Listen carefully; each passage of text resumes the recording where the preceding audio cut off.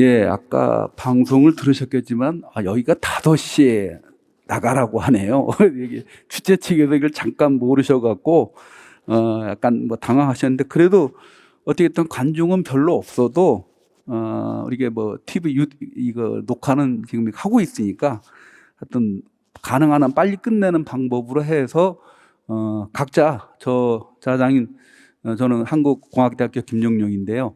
저부터 얘기하고 패널 2분 그냥 의견 듣는 거로 해서 종료를 하도록 하겠습니다.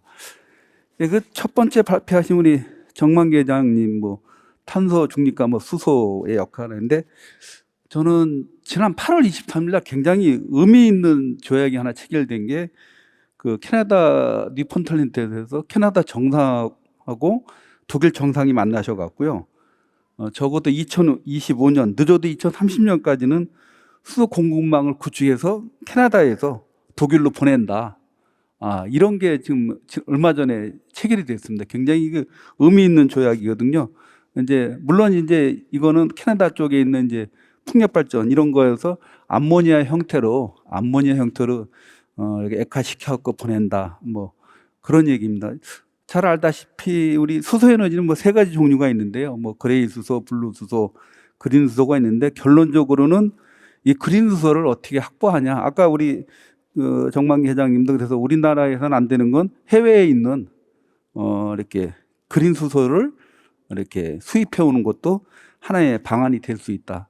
저는 뭐 이 재생 에너지 차원에서 굉장히 그 의미가 있다고 생각을 합니다.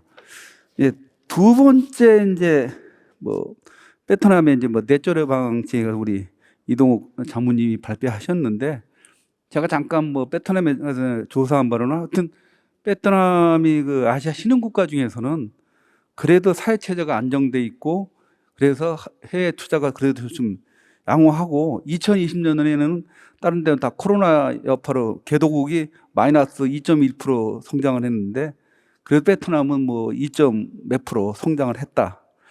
그런 차원에서는 베트남은 계속 이제 산업이 발전하고요. 얼마 전에 그 베트남 산업통상부에서 그 재생에너지 비중 확대 및 온실가스 배출 감독을 위해서 여기도 2030 신재생에너지 개발 전략을 발표했는데 그 내용이 뭐냐면 2030년까지 신재생 발전 비율을 25% 설정하고 이와 관련해서 뭐 이렇게 나름대로 니들 정책과 연계된 뭐 CDN 사업을 통해서 탄소 배출권을 확보도 하고 베트남은 판매도 할 수 있다고 또 발표했고요. 또 이와 관련해 갖고 2050 우리도 많이 쓰지 않지만 탄소 중립을 달성하기 위해서 작년 2021년 12월 4일에 우리나라 환경부와 베트남 천연자원 환경부가 2050 탄소 중립을 위한 기후변화에 공동으로 대처하기 위한 서명을 했습니다. 여기 보면 구체적인 뭐 실현 방안도 좀 있는데 폐기물 에너지, 그다음에 수송 태양광 설치, 그다음에 두 번째는 뭐 베트남 온실가스 인벤토리 역량 강화, 세 번째는 뭐 탄소 뭐 가격제, 그다음에 뭐 네 번째는 뭐 하여튼 이런 걸 하기 위해서 합동 실무단을 구성해서 가끔 이게 이 정책 이게 제대로 되고 있나 이런 거를 이행 여부도 이렇게 확인한다. 뭐 그런 얘기가 돼 있고요. 마지막으로 발표하신 이제 그 내용이 우리 다산경영정보연구원 문승건 원장님이 그 중소기업의 IoT 기반해서 이렇게 FMS 설립. 이게 뭐 IoT 해갖고 에너지 저는 결론적으로 IoT를 기반으로 해서 에너지 관리가 가능하다는데 동의합니다. 이건 딴 얘기지만 저하고 좀 친분이 있는 그 이정문 화백님이라고 이분이 1965년에 2000년대에 가능한 미래 기술 해갖고 뭐 10가지를 했는데 태양열 주택, 전기차, 소형 TV, 전파 신문, 움직이는 도로, 로봇 청소기, 원격 학습, 원격 진료, 스마트 부업. 마지막 10번째가 달나라 수학여행이었는데 달나라 수학여행 지금 어느 정도 우주 여행 가능합니다. 재벌만. 요거 10가지 중에 9개는 다 맞췄고 1개는 안 되고 이제 초기 단계인데 그때만 해도 이거 가능하겠냐고 무슨 허황된 꿈 같은 얘기냐고 했는데 그게 달성이 됐거든요. 저는 그래서 분명히 이 IoT를 해갖고 이 에너지 관리나 에너지 효율적인 사용이 가능하다고 생각합니다. 예, 이상 자장으로서 얘기를 마치고요. 또 옆에 계시는 네, 부탁드리겠습니다. 예, 발표하시느라 수고 많으셨고요. 예, 발표 잘 들었습니다. 뭐 간단하게 좀 말씀을 드리면, 뭐 사실 처음에 발표 주제 주신 우리 국가에 대한 전반적인 어떤 에너지 현황과 이제 나아갈 방향에 대해서 언급을 좀 해주셨는데요. 사실은 뭐 지금 잘 아시겠지만 각 에너지 원별로 사실은 장단점이 다 있다 보니까 사실은 뭐 여러 가지 이 에너지 전환이 어려움을 겪고 있는데요.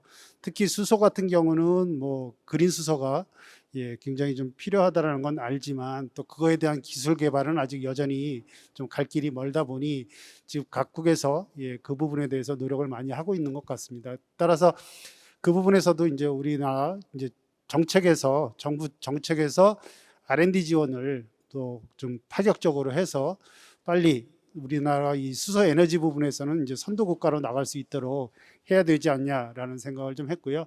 그다음에 이제 베트남 같은 경우는 뭐 이제 여러 가지 그 환경이 베트남에서 이제 이 에너지 쪽으로 뭐 정책도 발표가 됐기 때문에 이제 좀 굉장히 열려 있다라는 생각이 드는데, 그런 부분에서 이제 2025년도에 이제 얼반 트랜스포테이션 쪽에서 실행이 2025년에 바로 그린 수송을 하겠다라고 이제 발표를 했는데, 그런 부분에서 이제 우리나라와 어떻게 이제 진출을 해서 협력해 나갈 거냐가 이제 관건이긴 하지만, 일단 뭐 베트남도 최근에 이제 자동차 생산국이 됐기 때문에 자체적으로 이제 그런 것들을 해나가기는 어려우니 사실은 이제 선진국들과 그런 제휴를 맺어서 기술 제휴를 맺어서 아마 시작하지 않을까라는 생각이 듭니다. 그래서 그런 부분에서 이제 좀 많은 좀 정보를 갖고 우리나라도 좀 발빠르게 좀 정부 전체적으로 좀 대응을 해 나가야 되지 않을까라는 생각도 들고요. 그다음에 마지막으로 이제 중소기업들에 대한 이 에너지 관리 시스템, 이 플랫폼을 만들어서 이제 관리해 준다는 부분은 뭐 이미 대형 건물들은 뭐 빌딩 관리 시스템을 도입을 해서 그 에너지 절감 부분에 대해서 굉장히 많이 신경을 써왔습니다. 따라서 이 제조 공장에서도 그런 시스템을 빨리 도입해서 뭐 특별하게 비중이 높은 에너지를 많이 쓰는 업종이 있긴 하지만 뭐 전 국가적으로 아마 넷 제로를 위해서 탄소 제로를 위해서 좀 가야 되지 않을까라는 차원에서 아주 바람직한 발표 내용이었다고 생각합니다. 이상입니다. 네, 예. 앞서서 그 말씀해주신 세 분의 그 발표 자료 말씀 잘 들었고요.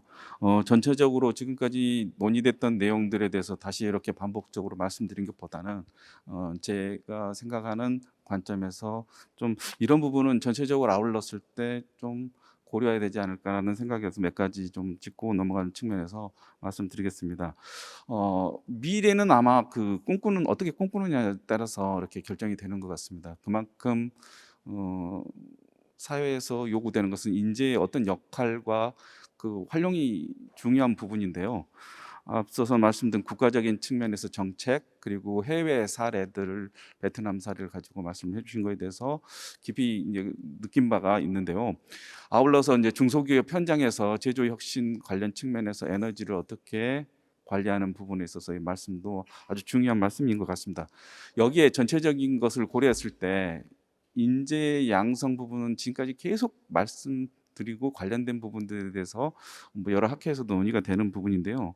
실제 우리나라가 그 선진국으로서 역할을 이제는 따라가는 게 아니라 선진국으로서 리딩하는 그런 지위에서 국가의 역량을 충분히 발휘할 수 있는 그런 정책들이 준비가 돼야 될 것 같아서 말씀을 드리면, 컨설팅 부분에 있어서도 이제 전문화라든가 그런 측면에서의 고도화된 그런 역량 강화라든가 그런 측면의 그 정책적 지원이 필요하겠다라는 말씀을 먼저 드리고요.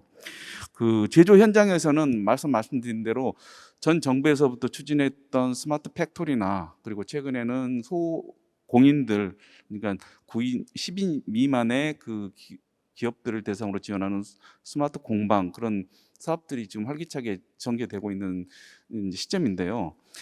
중요한 것은 에너지에 관련된 부분도 이와 관련해서 중요한 시점 관점에서 다뤄야 되겠다라는 생각을 하게 되었습니다. 그것은 현재 그 각 소공인들 대상으로 이제 컨설팅을 하고 공급 기업에 의해서 제조 현장에 혁신적인 그런 일들이 진행되고 있는데 에너지 부분도 같이 전문가 양성뿐만 아니라 그런 부분에 있어서 노력도 병행해서 진행돼야 되지 않겠냐 생각을 했습니다.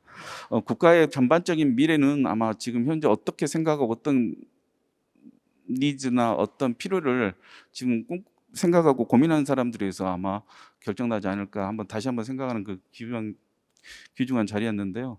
이런 부분들을 좀 고려해서 정책 입안한다든가 예산에 대한 충분히 그런 부분들이 고려돼서 진행됐으면 하는 바람입니다. 이상입니다. 네. 마지막 토론에 참여해주신 김종용 전무님, 김정민 교수님, 표창균 본부장님 세 분의 토론 대단히 예, 고맙습니다. 마지막으로 1분만 더. 하여튼 우리 김종민 네, 교수님이 죄송합니다. 수도 분야에 계속 R&D 파격 지원해야 된다. 그다음에 우리 표창기 본부장님이 여러 가지 말씀하셨지만 전문가 인재 양성이 굉장히 중요하다. 여기에 저는 동의하고요. 우리가 20년 전에 2002년 월드컵 때 대한민국 월드컵 대표팀 우리 붉은 악마가 카드 섹션에서 꿈은 이루어진다고 했거든요. 저는 미래에 우리 수소에너지도 꿈은 이루어지지 않을까 생각을 합니다. 오랜 시간 남아주셔서 고맙습니다.